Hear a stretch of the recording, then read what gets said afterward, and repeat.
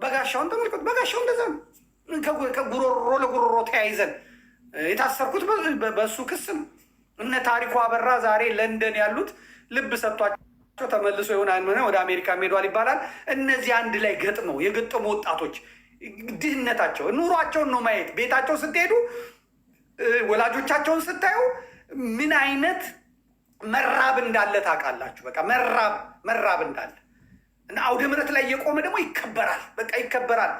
ቦታው ማክበሪያ ነው፣ ይወደዳል። ያም ወደ ኔና ነው፣ ያም ወደ ቤቴና ነው፣ ያም ጓደኛ ማድረግ ነው፣ ያም ቤተሰብ ማድረግ ነው። አውደ ምሕረት ላይ የቆመ ሰው ክብሩ አውደ ምሕረት ላይ የቆመ መቅደስ ውስጥ የቆመ ክብሩ ይህንን ክብር ነው ተጠቅመውበት ቤተ ክርስቲያንን ለማዋረድ ቀኖናዋን ለማፍረስ የተጠቀሙበት ማለት ነው። እከካቸውን ለማራገፍ የተጠቀሙበት ማለት ነው። እሷ አለች፣ እነሱ የሉ።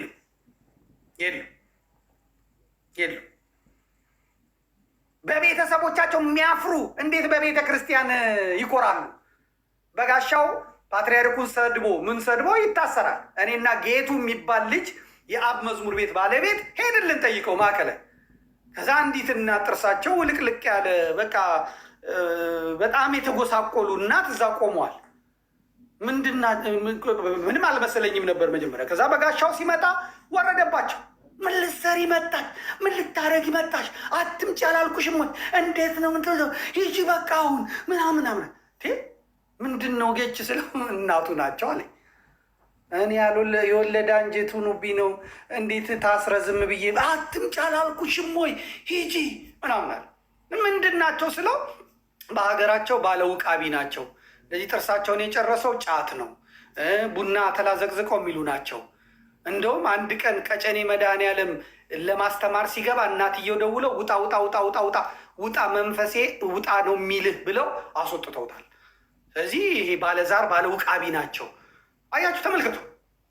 ይህን ከቤተ ክርስቲያን የእግዚአብሔር መንፈስ ነቅሎ አውጥቶ ሲሄድ ዛሬ እንደንትኑ ነው። ከዛ ተገፍተን ከቤተ ክርስቲያን ተገፍተን ይላል።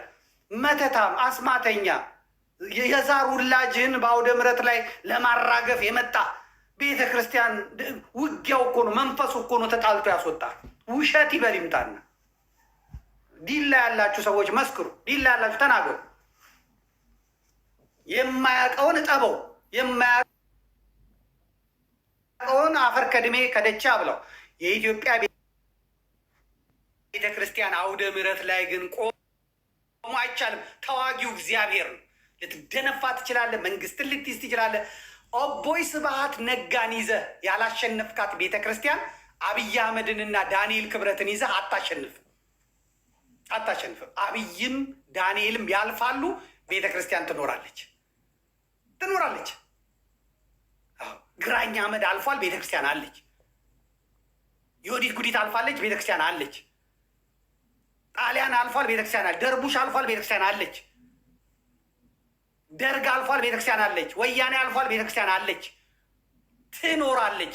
በዘመኑ ግን ስንሰማው ያስደነግጣል። ስንሰማው ልንደነግጥ እንችላለን። ቤተ ክርስቲያን ደነገጥንላት። ረቢና የሚመጣ ነገር ሰራዊት አላት፣ ታዘጋጃለች። እግዚአብሔር መንፈስ ቅዱስ ያዘጋጃል። በሊቃውንቱ የሚመለሰውን በሊቃውንቱ የማይታወቅ ሰው እኮ ያመጣል እግዚአብሔር። አሁን እፎይ የሚባለውን ልጅ እየጠበቀው አለ። የመንፈሳዊ ኮሌጅ ምሩቅ አይደለ? እንደኔ እንኳን የማታ ተምሮ አይኩራራበትም።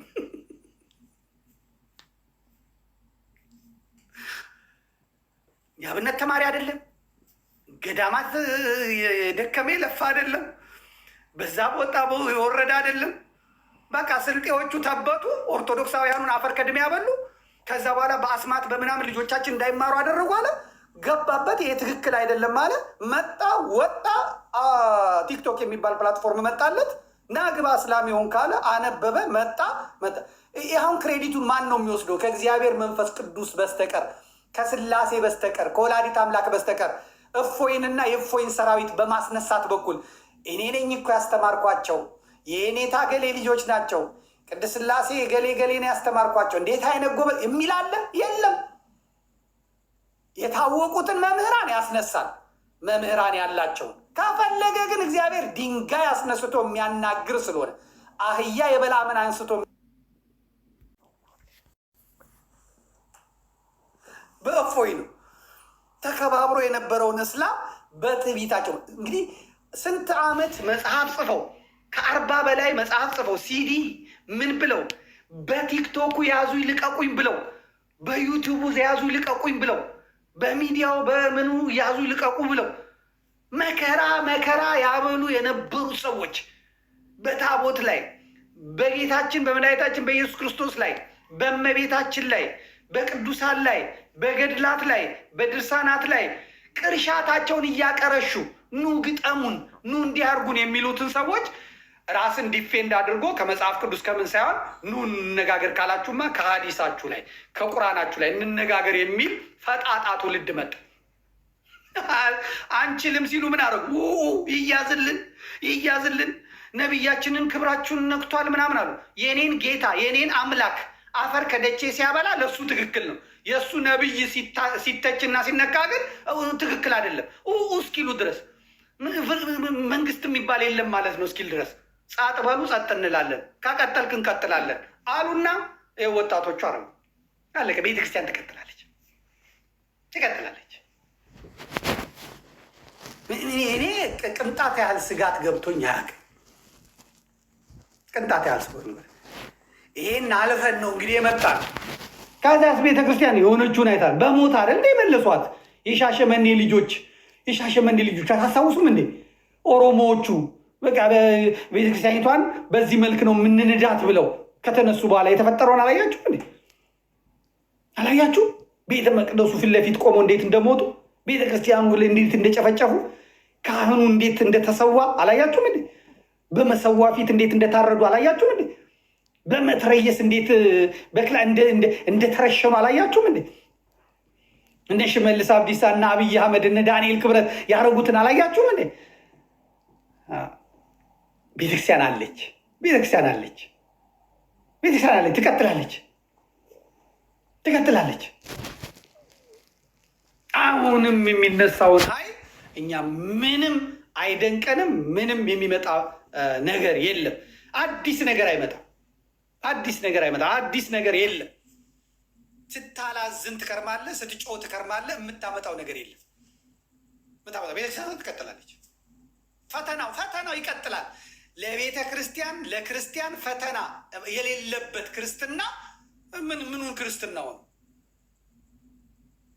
በእሳት በሰይፍ በመናፍቃን ባላውያን ነገስታት ስትፈተን ነው የምትኖረው። በውስጥ በውጭ ስትፈተን ነው የምትኖረው። የቤተ ክርስቲያን ጌጧ ነው። የቤተ ክርስቲያን ክብሯ ነው። የቤተ ክርስቲያን የህልውና ማረጋገጫ ነው። የሚደነግጠው የሚፈራው መጀመሪያም ከቤተ ክርስቲያን የሌለ ነው።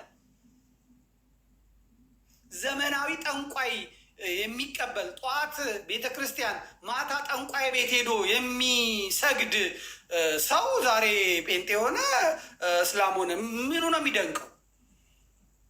እምነት እኮ ነው። እምነት አይበጠስም። ማተብ አይበጠስም።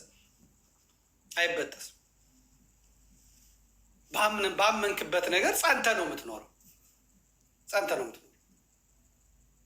ይሄ ነው። አሁን ደግሞ እንደምታዩት የፕላትፎርም አለ። ኢትዮጵያ ውስጥ ኦርቶዶክስ ከሆንክ ትራባለህ። በቃ ግልጹን ልንገራችሁ።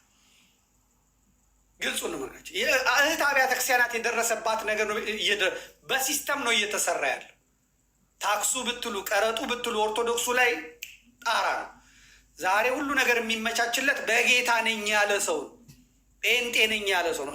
ጦር ሜዳ አይሄድም፣ ምን አይሄድም። አለቀ። ዘረፋዊ ይመቻችለታል። ካድሬ ሆኖ ይኖራል። አፉ ሲከፍት ይኖራል። አለቀ። ለሌላም ነውር ኃጢአት የተመቻቸ ሆኖ ይኖራል ማለት ነው። ይህም በሙሉ ልቤ ነው በድፍረት የምናገር። ለምሳሌ እኔ ዛሬ ጌታን ተቀብያለሁ ብዬ ሄዳለሁ። ጥሩ ምላስ አለኝ እላለሁ። ከዛ ሰበስባለሁ። የሆነ ሰውዬ መጥቶ የኦሊቭ ኦይል ጭንቅላቴ ላይ ያፈስብኛል። ከዛ በኋላ እሱ ነቢይ ነው፣ እሱ ሐዋርያ ነው፣ ስሙት ይላል። ከዛ በኋላ እኔ መናገር ብቻ ነው። እግዚአብሔር እንዲህ ብሎኛል፣ እግዚአብሔር እንዲህ ተናግሮኛል፣ እግዚአብሔር እንዲህ ፈጥሮኛል። ደግሞ ሰራዊት ካመቻቸው እንደ ጠንቋይ ቀደም ብለው ሄደው የሚሰሩ ሰዎች ካመጣው በደንብ አድርጌ እሰራለሁ ማለት ነው። በደንብ ይሰራል። ከዛ ቸርች ይከፈታል። ምንም ችግር የለም። 25 ሆናችሁ ትሄዳላችሁ። ፍትህ ሚኒስቴር የሃይማኖት ፈቃድ ይሰጣችኋል። ምንትስዬ ዓለም አቀፍ ቸርች፣ ምንትስዬ ጂሰስ ክራይስት ኢንተርናሽናል ትላለ፣ ትከፍላለ። ከዛ ፈንዱ ይመጣል። ምንም ችግር የለም። ከዛ ያንን እንዴት እንደሚዛቅ እንዴት እንደሚንት ኔትወርኩ በደንብ የገባቸው ሰዎች ይሰሩታል። አለቅ። ከዛ ሚኒስትርነት ቦታ ከፈለግ ይሰጣል። የቀበሌ አስተዳዳሪነት ከፈለግ አልችልም የሚባል ነገር የለም። ዋናው ጴንጤ በመሆን የምታገኘውን እድል ኦርቶዶክሳውያን እንዲያዩት። አሁን የስፖርት የአዲስ አበባ ስፖርት ፕሬዚዳንት ተደርጋ የተመረጠችው ስለ ስፖርት ምንም የማታውቅ አርቲስት የሆነች ጴንጤ ስለሆነች ብቻ አምጥተው ሰጧት። ከዛስ በቃ አለቀ። ጴንጤ ከሆንክ እድል አለህ መልእክት ነው ለዚህ ለመረረው ህዝብ ማለት ነው የሚተላለፈው ማለት ነው።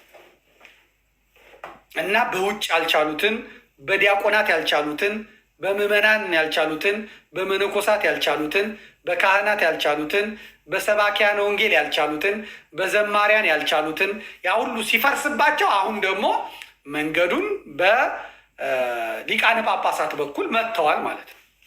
ስለዚህ እኔና ሊቀ ጳጳሱ የጋራ ሃይማኖት ነው ያለን።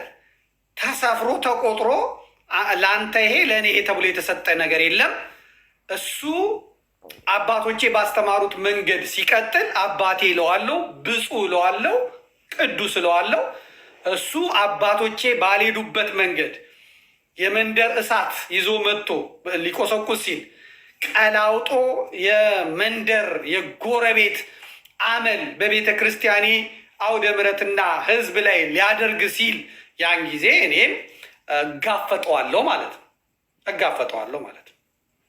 አሁን እመቤታችን እንዲህ ናት፣ እመቤታችን እንዲህ ናት። አሁን የተነሳ አይደለም፣ የቆየ ነው። በሰማንያዎቹ ተሞክሮ ከዛ እነ በጋሻው ሞክረው ከዛ ምና አቅቷቸው አሁን በአባ ገብርኤል በኩል መጣ። ለአባ ገብርኤል ጠበቃ የቆሙ ማኑ? በጋሻው ደሳለኝ፣ ትዝታው ሳሙኤል፣ ዘርፌ የመጡት እነዚህ ቤተ ክርስቲያን አንቅራ የተፋቻቸው ኮተታም ቆሻሻ ሂድ ከዚህ ጥፋ ብላ አታስታውኩብንም አታቀረሹብንም ብላ ቤተ ክርስቲያን ይሄ የንጽሕት ቅድስት ተዋሕዶ ቤተክርስቲያን አውደ ምሕረት ነው። አንተ አዝማሪ፣ አንተ ኮተታም ወርደ ተማር ወይም ጥፋ ስትለው ጋርቤጅ መሰብሰቢያ ያለበት ቦታ ሄዶ ቁራሌው እያለ ቤተ ክርስቲያን ላይ የሚጮኸው ሞክረው ያቃታቸው። በዚህ ልክ ነው መነጋገር ያለብን። በዚህ ምን ልክ ነው ማውራት ያለብን? በዚህ ልክ ነው ማውራት ያለብን። አለቀ።